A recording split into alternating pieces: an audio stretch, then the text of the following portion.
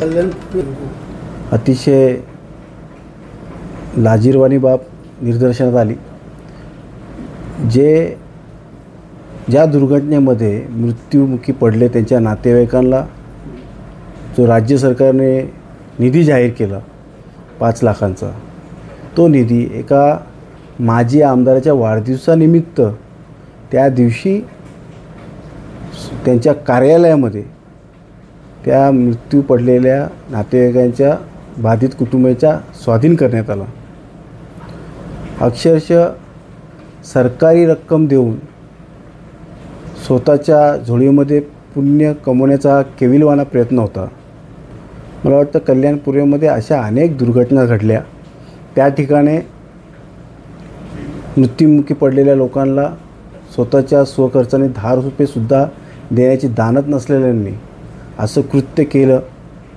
मी त्याचा निषेध करतो आणि मी तहसीलदारांना फोन केला आणि त्यांना जाब विचारला की आपण अशा प्रकारे जे तुमच्या तलाठींनी जो प्रकार केला त्या बाबतीत आपलं काय म्हणणं आहे। तर तहसीलदारांनी सांगितलं की आम्ही त्याच्यावरती कारवाई करणार आहे चौकशी करून। त्यामुळे हा जो प्रकार घडलेला आहे मला वाटतं की निंदनीय आहे। मी त्याचा कल्याण पूर्वेच्या मातोश्री गुंजाई फाउंडेशनच्या माध्यमातून त्याचा निषेध करतो आणि सखोल चौकशी करून त्या तहसीलदारावरती कारवाई व्हावी अशी अपेक्षा करतो।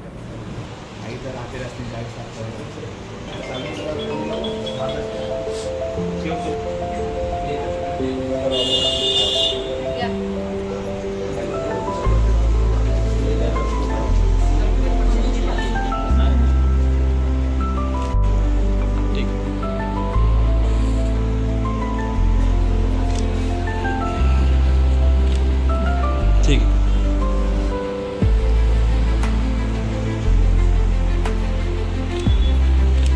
एक मिनट।